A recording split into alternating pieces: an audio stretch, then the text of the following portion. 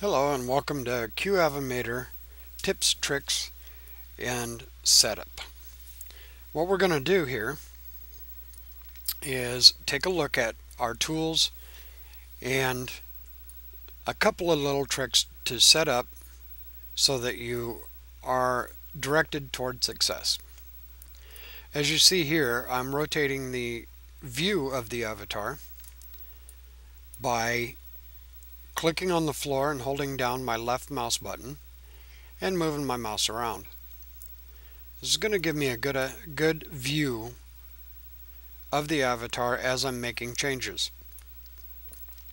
Now let's say you get your view all messed up and you can't figure out where you need to go.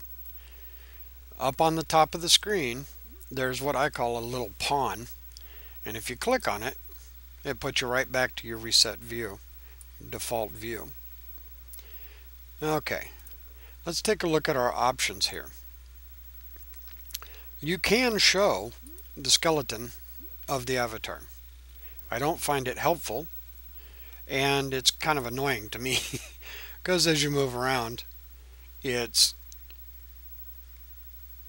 distracting. Some people will use it because then they can get a better idea of the line, but I think it really depends on how a person looks at it.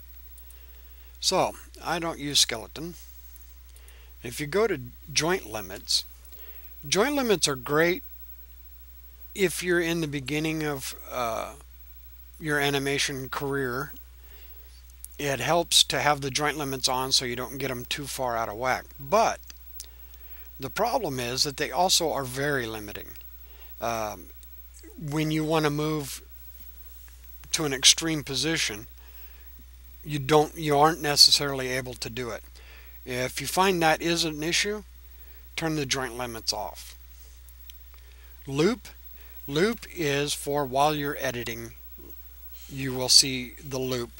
It will play over and over again. This is great for when you're trying to find any issues and you want to get a final look before you save it and upload your animation. Protect first frame. I leave that on all the time. You'll see here that if I go down to my timeline and I move to the first frame, the floor turns red and I really can't adjust anything. It won't let me. The reason for this is because it's a default position for your avatar. And when you upload to web worlds like Spot On 3D, InWorlds, those type platforms, it needs to have a reference point, and this default position is the best way for it to do that. There are times when you will adjust the first frame, but we'll cover that in later lessons. That's a pretty advanced chance to take. Let's put it that way. Okay, so we know how to move around. We can change our views, and we know about our joint limits, skeleton, loop, protect first frame, and show timeline.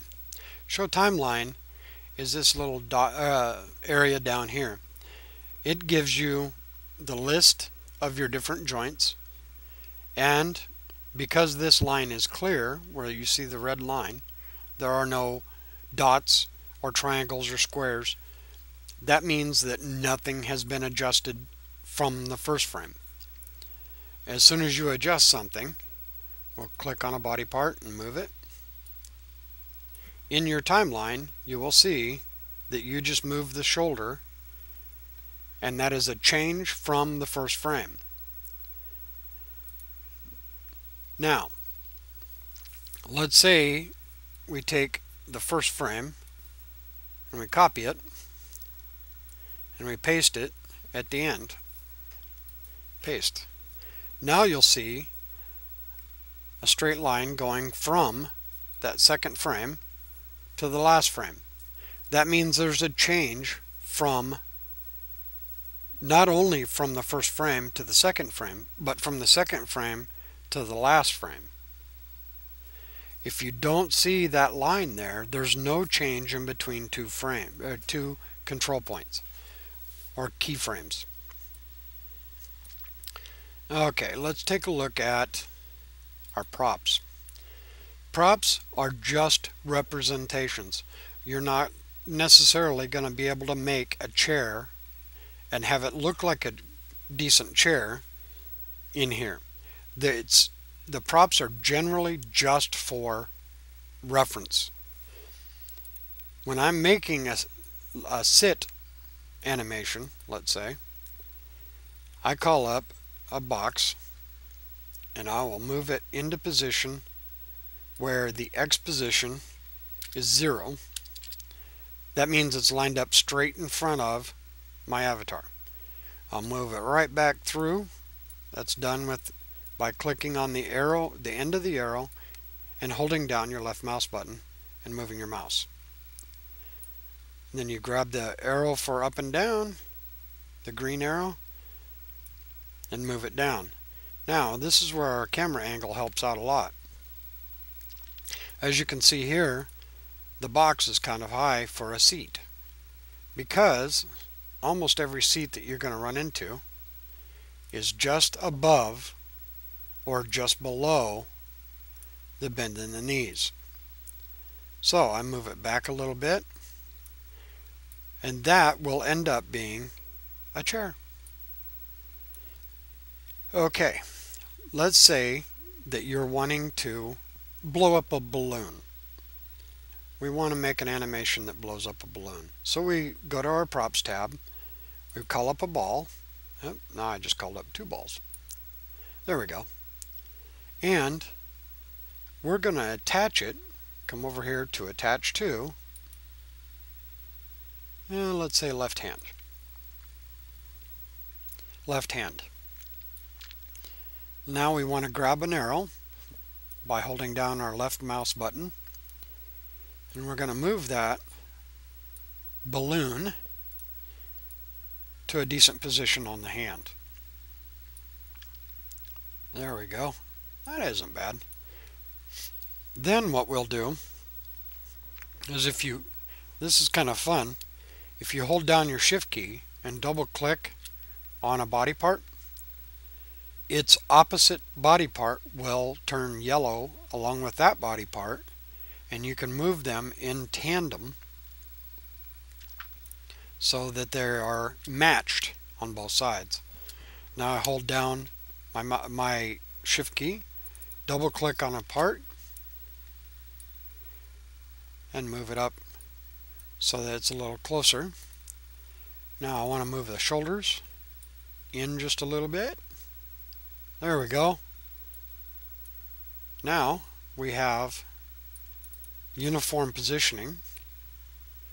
Holding our shift key down, double clicking on a part, we can rotate. Now to me it looks like that's moved a little bit far.